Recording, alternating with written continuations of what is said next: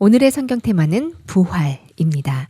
이 시간에는 기쁜 소식 강남교회 전광현 전도사님이 함께 하십니다. 전도사님 안녕하세요. 네, 안녕하세요. 이제 곧 부활절이 다가오고 있는데요. 2020년 부활절은 4월 12일이더라고요. 이 부활절을 앞두고 이렇게 부활에 대해서 다시 한번 그 의미를 되짚어보는 시간이 참 좋습니다. 이 부활, 사전적 의미는 죽었다가 다시 살아남인데요. 예수님의 부활이라면 예수님의 죽으심 그리고 다시 살아나심이죠. 이 다시 사시는 이 영광이 있기 전에는 먼저 죽음을 당하셔야 했었는데요. 일단 보편적인 죽음이라고 하면 가장 먼저 떠오르는 것이 모든 것이 끝났다, 끊어졌다, 떠났다 이런 생각이 드는데요. 네, 우리는 우리 눈에 보이는 테두리 안에서만 생각하는 경우가 있습니다. 그러니까 우리 차원에서 생각을 하는 거죠. 그러나 우리는 이제 시간의 차원에서 살고 있기 때문에 시간이 지나면 죽고 죽으면 끝이라고 생각을 하는데요. 네. 시간계를 떠나면 그 이후에 영원한 세계가 있는 것입니다. 네. 성경에도 흙은 여전히 땅으로 돌아가고 신은 그 주신 하나님께로 돌아가기 전에 기억하라는 말씀이 있지 않습니까? 네. 그래서 우리가 시간계를 떠나면 영원한 세계로 들어가는 것인데요. 그 옛말에도 세상을 떠나가셨다, 돌아가셨다고 하지 않습니까? 네. 그래서 죽는 것으로 끝이 아니라 영원한 세계로 들어간다고 생각을 해야 됩니다. 아, 그렇습니다. 이 죽음은 끝이 아니라 영원한 세계로 돌입하는 한 관문이다. 이렇게 말씀해 주셨는데요. 우리의 죄를 위하여 이 사망을 당하신 예수님께서 다시 사셨습니다. 그 다시 사심을 기념하는 것이 우리가 드리는 부활절인데요. 다시 사셨다는 것은 우리들에게 어떤 의미가 있는 걸까요? 네, 다시 사셨다는 것은 우리에게 큰 의미가 있는데요. 로마서에 보면은 예수는 우리 범죄함을 위하여 내어줌이 되고 우리를 의롭다 하심을 위하여 살아나셨다고 말씀하셨습니다. 네. 부활하여서 우리를 의롭다고 하신다는 것이죠. 의롭다는 것은 죄가 없다는 말입니다. 네. 마치 어떤 사람이 범죄를 해서 그 죄값으로 징역 10년이라는 판결을 받았다면 그 죄값으로 감옥에서 10년을 살아야 하는데요. 10년을 다 살았다면 죄값을 다 지불했기 때문에 더 이상 감옥에 있지 않고 출소하는 것처럼 성경에는 죄의 삭은 사망이라고 했는데요. 예수님이 우리 대신 우리 죄를 짊어지시고 우리의 십자가에서 죽으심으로 우리의 죄값을 다 갚으셨다는 말입니다. 네. 사망에서 부활하셨다는 것은 우리의 죄값을 다 치르셨다는 것을 의미하는데요. 그래서 부활하셔서 우리에게 죄가 없다, 의롭다고 말씀하시는 것입니다. 네. 인류가 생긴 유래로 죽은 자가 다시 살아난 경우는 없었기 때문에 돌아가신 예수님이 다시 사셨다는 부활의 소식을 믿기는 어려울 수밖에 없었을 것 같아요. 당시에 살았던 사람들은요. 네, 맞습니다. 예수님은 부활하시고 막달라 마리아에게 처음 보이셨는데요. 마리아가 제자들에게 가서 이야기를 해도 그들이 믿지를 못했어요.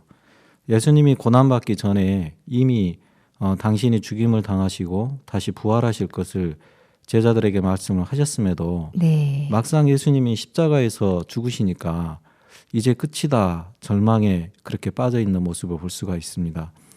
그들은 사람이 할 수 없는 많은 기적을 예수님이 베푸시는 것을 보았는데도 죽음을 이기고 부활한다는 사실을 믿을 수가 없었습니다. 네. 제자였던 도마는 심지어 내가 그 손에 못자국을 만져보고 옆구리에 손을 넣어보지 않고서는 믿을 수가 없다고 했죠.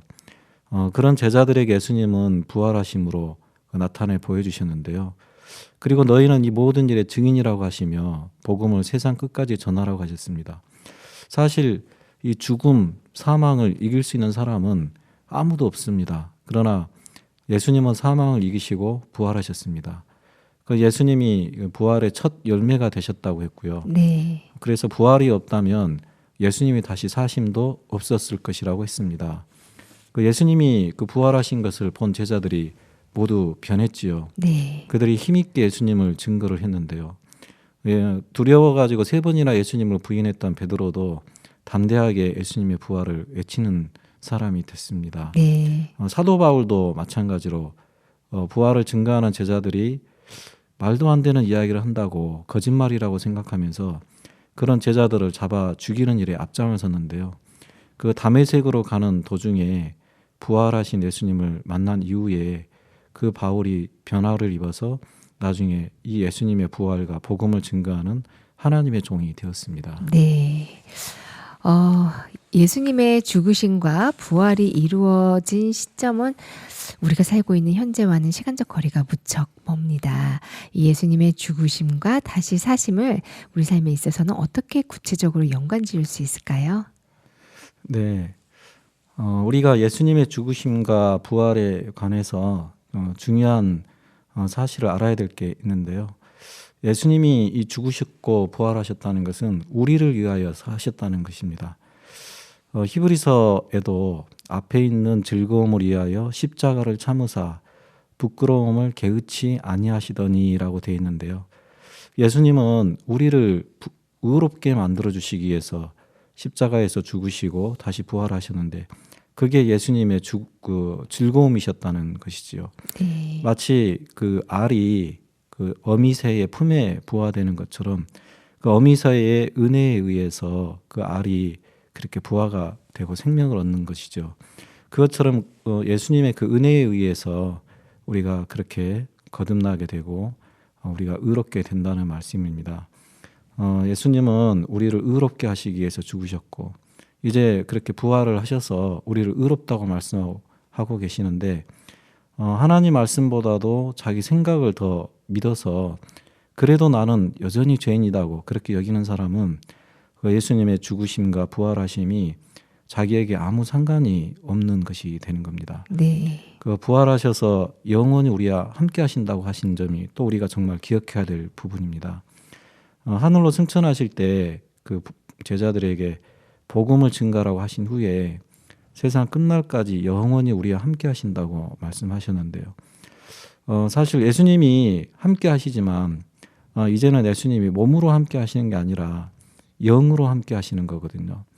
그래서 우리의 눈으로 볼 수 있거나 손으로 만질 수는 없기 때문에 예수님이 우리와 함께 하시는 것을 느끼거나 좀 그렇게 깨닫기가 그렇게 어렵습니다. 네. 그러나 하나님의 약속이 분명하기 때문에 예수님이 우리와 함께 하시는 겁니다. 사실 우리 인생 가운데는 많은 문제를 만나거든요. 그런데 다윗은 시편에 내가 사망의 음침한 골짜기를 지날지라도 해를 두려워하지 아니할 것은 주께서 나와 함께 하심이라고 했는데요. 정말 여기서 끝이다. 여긴 죽음이다. 더 이상 길이 없다. 절망이다. 그런 형편이 사망의 음침한 골짜기라도 볼 수 있는데요. 다윗은 그런 형편에서 담대할 수 있었던 이유가 있다면 하나님이 자기와 함께 하시기 때문이라고 그랬습니다. 사실 우리가 모든 것에 대해서도 그 죄에 대해서도 해결할 방법이 없다면 두렵고 고통스럽고 또 그럴 수밖에 없는 것처럼 우리가 문제를 만나는데 그 문제를 해결할 방법이 없다면 네. 우리는 그 안에서 고통을 받을 수밖에 없는 것이지요.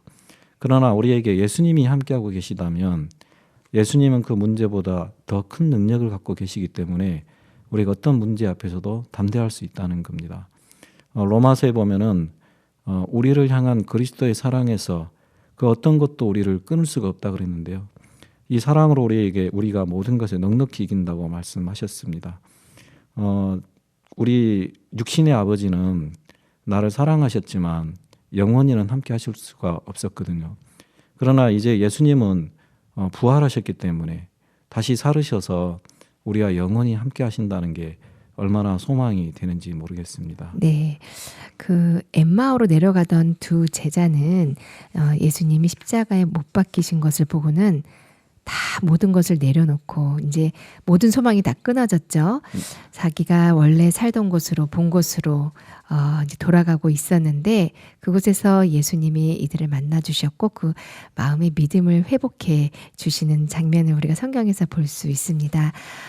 혹시 이렇게 전도사님께서도 어떤 이렇게 인생을 사시다가 또 신앙을 하시다가 다 이거는 절망이다, 다 끊어졌다, 더 이상 길이 없다. 그러시다가 이렇게 예수님의 이 부활, 또 예수님의 이 다시 주시는 이 소망으로 마음이 다시 소생되셨던 간증이 있으실까요? 제가 마음속에 그런 간증이 있는데요. 제가 이제 저희 집사람이 그 제가 이제 신학교 오기 전에 한 4년을 교회를 안 나왔습니다. 아, 네. 그러면서 저는 교회를 나오고 집사람은 교회를 안 나오고 이제 그러고 있기 때문에 참 부부간의 갈등이 굉장히 많았어요. 네. 뭐 우리 집사람은 심지어 이제 뭐 나중에 들어본 이야기로는 길거리 혼자 돌아다니면서 너무 마음이 어려우니까 네. 죽고 싶은 마음까지 가졌었다고 하더라고요. 네. 그러다가 이제 제가 이제 말씀을 드리면서 복음을 위해서 살고 싶은 마음이 막 이제 들었습니다. 근데 이제 저희 집사람은 그러게 이제 하고 있고요.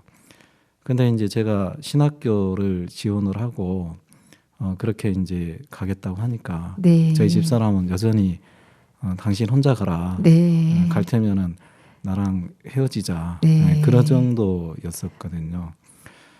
그런데 이제 제 마음속에 이제 형편을 보면 도저히 이제 뭐 4년을 넘게 싸웠기 때문에요. 별의별 방법을 막 다 네. 썼죠. 뭐 윽박질러도 해보고 또 회유도 해보고 하는데 도저히 이제 안 되는 상황이었는데요. 그렇다고 이제 같은 부부인데 혼자서 또 신학교는 갈 수가 없지 않습니까? 네. 그런 이제 형편이었는데 제 마음속에 이제 말씀이 소망이 되더라고요. 나로서는 안 되는구나. 근데 하나님이 하시면 되지. 그러면서 제가 이제 이 형편을 내가 어떻게 바꿀 마음이 아니고 하나님 앞에 우리 집사람을 이 부분 앞에서 맡기면 하나님이 일을 하시겠구나. 그런 마음에서 이제 마음의 소망이 됐는데요. 네. 그리고 나서 이제 저희 집사람이 이제 막 이제 저한테 이제 막 갈 테면 혼자 가라. 그럼 예전 같으면 막 내가 막 큰 소리 내고 막 싸우고 그랬을 건데 제가 이상하게 이제 아무 말도 안 하고 그러게 있으니까 우리 집사람이 그런 저를 보고 이 사람이 이제 더 이상 만류해서 될 수 있는 상황은 아니구나. 예전과 네. 다르구나. 그런 생각이 좀 들었다고 나중에 네. 이야기하더라고요. 제가 이제 그래가지고 아무튼 이제 신학교에 지원을 했는데 나중에 이제 면접을 봤습니다. 그때 이제 박 목사님이 저에게 이런저런 이야기를 물어보시다가 자네 집사람은 좀 어떤가, 자매는 어떤가 이렇게 한번 물어보셨어요. 그래서 제가 저희 자매는 지금 심하게 좀 반대를 하고 있습니다. 그래가지고 목사님이 이제 저희 집사람한테 전화를 해주고 그렇게 하셨거든요. 네. 그리고 나서 이제 목사님하고 그렇게 면담이 이루어졌습니다. 그래서 1시간 정도 목사님하고 면담을 했는데 저희 자매가 그 1시간 면담을 하면서 마음이 180도로 바뀌어진 거예요. 어떤 말씀을 전하셨길래 그렇게 180도로 4년 동안 전혀 요지부동이었던 사모님 말씀이 어떻게 180도로 바뀔 수 있었는지요? 네, 너무 신기하더라고요. 네. 저는 안 되는데 1시간 막 목사님을 교제했는데 네. 진짜 바뀌어졌어요. 무슨 말씀을 어떻게 하셨어요? 그때 그 사도행전에 그 자두장사 그 이야기가 있지 네, 않습니까? 루디아. 루디아요. 네. 그래서 이제 그 바울이 그 귀신 들린 그 이제 여자가 네. 계속 뒤에서 소리를 지르고 방해라고 하니까 처음에는 이제 참다가 나중에 이제 그 이제 도저히 더 이상 견딜 수가 없어가지고 그 예수님 이름으로 그 쫓아냈는데 귀신이 나갔습니다. 네. 그 이야기를 이제 그 해주시면서 바울이 예수님을 그렇게 쓴 그 부분을 이야기를 해주셨는데 저희 집사람이 그 말씀을 드리면서 자기가 지금까지 그렇게 예수님과 상관없이 자기로서 살았던 것이 그때 보여지는 모양입니다. 네. 그러면서 이제 180도로 바뀌어진 거예요. 네. 그리고 이제 신학교를 같이 오게 됐거든요. 네. 근데 저보다도 신학교 생활을 너무 기쁘고 감사하게 하는 겁니다. 네, 항상 저는, 사모님 뵈면은 너무 행복해 보이시더라고요. 예, 그때 그 변화 입은 것이 네. 지금도 가고 있습니다. 저는 뭐 사실 신학교 다닐 때 헤매기도 하고 또 마음이 어려울 때도 있고 그랬는데 저희 집사람은 저보다 10배 더 나은 거예요. 네. 그런 걸 보면 제가 진짜 그 하나님이 그렇게 일을 해주신 것이 보여지고 너무 감사한 마음이 지금도 들어집니다. 네. 말씀 들어보니까 너무 감사하고요. 또 4년 동안 그렇게 진짜 힘든 과정을 통해서 하나님이 당신의 때에 또 하나님의 은혜를 입혀주셔서 두 분 모두 너무 귀한 진짜 이 복음 전도자의 길을 걸어가시는 두 분의 모습이 너무 아름답습니다. 네, 감사합니다. 네, 우리를 의롭다 하시기 위해 다시 사신 예수님의 부활을 전해주신 기쁜 소식 강남교회 정광현 전도사님 감사합니다. 네, 감사합니다.